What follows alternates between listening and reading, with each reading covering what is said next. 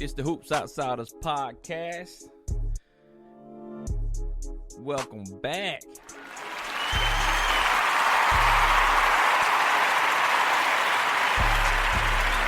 Thank you.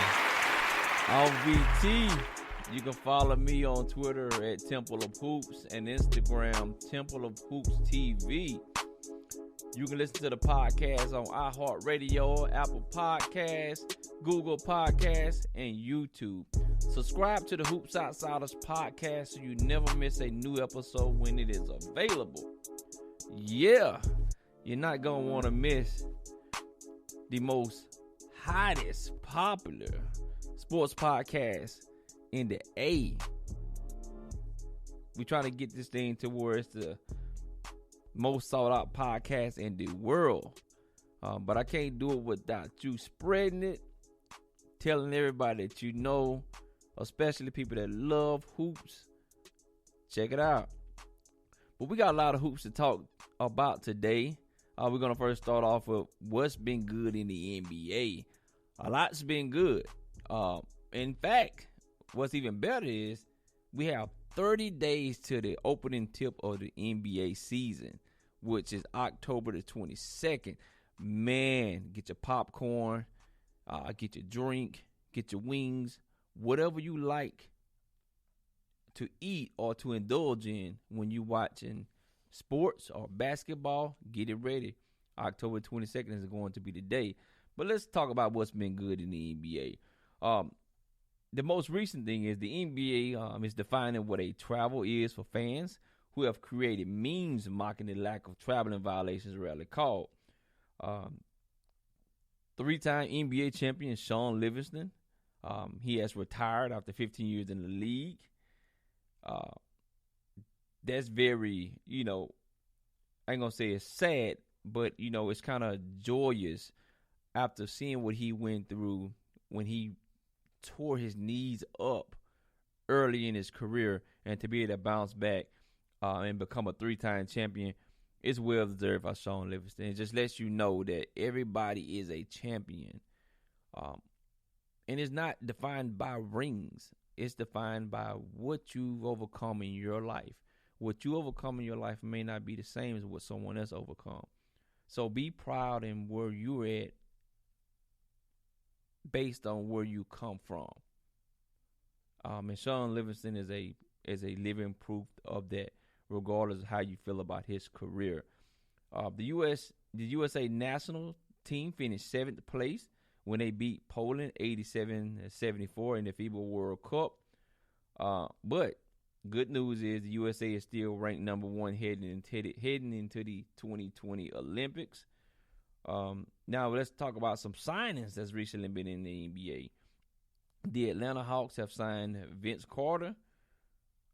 Joe Johnson officially signed a 1-year partially guaranteed contract yesterday with the Detroit Pistons. I just hope Pistons coach Dwayne Casey lets Joe be Joe and play the way he did in the Big Three. Hey, besides, that play is what got him back into the NBA.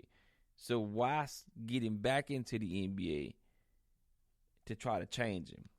Let him build off this momentum. He was the Big Three MVP, and he won the Big Three championship. So let Joe be Joe. Joe's a smart player. He's a veteran. He knows how to play within the team. Detroit, you need all the help you can get right now. You got Blake Griffin, which is your star, and then around Blake, you just got supporting cast. People that's trying to make a resurgence in their career. Derrick Rose, for one, he's on that team. Now you adding Joe Johnson. You got a lot of veterans. You got a lot of knowledge that you can rely on to possibly win some ball games. I think Detroit was the 8th seed last year with the healthy Blake Griffin. With Derrick Rose, if he can recapture a lot of the success that he had in Minnesota last year, where he put up 50 points, and Joe can keep some of that magic going from the Big Three, you may have something in Detroit. I think they still have Reggie Jackson over there. So yeah, I mean, Detroit can be okay. And I'm looking forward to seeing the team and looking forward to seeing how Joe plays. It's rumored that I read that it's possible Joe Johnson can play 20 anywhere between 20 to 25 minutes. That's big minutes for Joe. I wouldn't be mad to see it. So I definitely be watching Detroit on NBA League Pass this year to see how the team is doing. Okay, now with Joe Johnson being signed to a team, you can't help but wonder why are the Nets taking so long to sign Carmelo Anthony. I say the Nets because Brooklyn seemed the most likely team to sign him, especially with Kyrie and KD pushing to get him on the team. And you know he's been rumored for as the Lakers, but we know that haven't always panned out well, and I don't even know if anyone is actually pushing to get him on the Lakers in that regards, because following a game, I want to say post game when the Lakers played the Magic, LeBron was asked about Carmelo joining the Lakers, and here's what LeBron James had to say. I have no idea, to be honest. That's not a question to ask me. Right now, we have 15 roster spots, right? We don't even have a roster spot open right now, so that's not a question for myself. It's rather funny that LeBron said it's not a question to ask him, but he was very open about getting Anthony Davis to the Lakers. I mean, he was more than open when it came to him. Even during the televised All-Star selection on TNT last year, or earlier this year, he was very adamant that he wanted Anthony Davis to play with him on the Lakers. Why hasn't he been so verbally outward with Carmelo Anthony playing with him on the Lakers?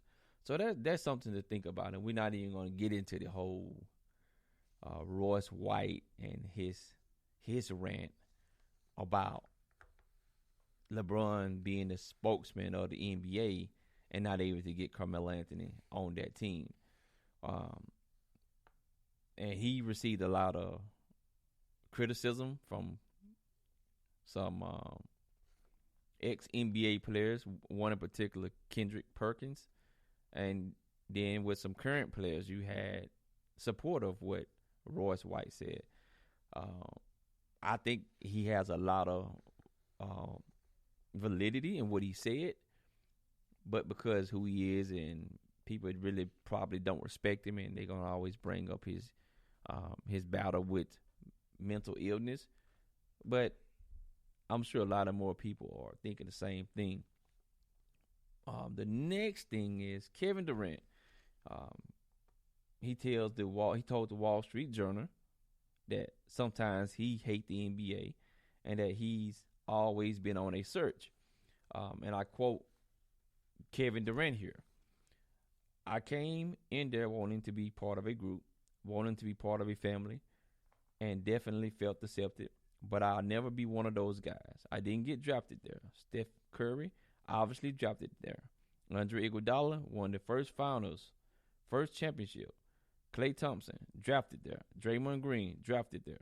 And the rest of the guys kind of rehabilitated their careers there. So me, expletive. How you going to rehabilitate me? What you going to teach me? How can you alter anything in my basketball life? I got an MVP already. I got scoring titles. That's Kevin Durant. I think this was a kind of article that he did with the Wall Street Journal, the magazine. And I think this was kind of a catharsis method for Kevin Durant. He's now signed with the Brooklyn Nets. And I think he's still searching. I think he's really still searching. No matter how great he is, he hasn't gotten that validation yet. and I think it's puzzling and complex to him when he come from a team where he's clearly the superior athlete on his team, the best player on his team, over Stephen Curry, over Klay Thompson, over Draymond Green. But yet and still, he's not held in that esteem that they are being held. That has to do something to a person's ego, a person's psyche, especially when that is what's important to you, being recognized, being validated for what you feel you should receive praise for. And I think that's what Kevin Durant is dealing with. And I don't know if he's going to get it in Brooklyn. I really don't know. He seems to have burned his bridges in Oklahoma City. Yet he goes on to say in the Wall Street Journal magazine article that at one point he even thought he could maybe go back to OKC. But after seeing on social media people have his jersey and they shooting bullets through it, and then he said how the organization, the front office, how he hasn't talked to them since he left Oklahoma City, that he would never go back. There's no trust there. And obviously I don't think he has that love for Golden State. I mean, I think he appreciates the 3 rings that he was able to win. I mean, the two rings he was able to win there, and that will solidify him as a Hall of Famer when his playing days are over. I think he appreciates that. He no longer have to worry about being a player that's categorized in a way that Charles Barkley is, a great player but never having won a ring. I think he's appreciative of that. But the main thing that he's searching is a thing that he cannot, or he will not be given in Golden State. The reason why he would not be making that transition to the gorgeous Chase Center that the Warriors will open up in this season in San Francisco. KD, he has some soul searching to do. And, hopefully he gets to a point where he can be happy. He can be truly happy. But at this point, who knows? KD is definitely deserving of everything he's achieved in his basketball career. The guy is 7 feet tall, can straight shoot the lights out of the basketball, can put the ball on the floor, get to the basket, and is a deft defensive player. There's nothing that he can't do on the basketball court. And yet he still feel like he's not getting the credit that he deserves. I don't know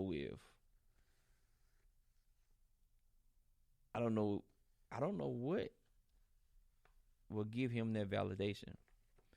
But speaking to the jumps of Rachel Nichols, Stephen Curry he was asked about Kevin Durant and his decision to leave Golden State and go to Brooklyn. And he said some things to me that didn't stick out to most people, but it stuck out to me. But listen to what listen to what Stephen Curry had to say about Kevin Durant's choice to leave Golden State. K, made a decision for himself, and you can't argue that. If I wish we could play with K. He's an unbelievable talent, unbelievable person. We accomplished a lot together. But things have changed a little bit, so we got the battle down the road, so it should be a fun new experience on that front too. What stuck out to me is when Steph said he made that decision for himself. He didn't make it for the team, because if he made it for the team, the best situation would be for him to stay in Golden State and win more rings. Because I'm sure that if Kevin Durant didn't get hurt, if Klay Thompson didn't get hurt, Golden State would have three-peated. They would have won a 3rd ring in a row. And yet and still, he he chose to leave.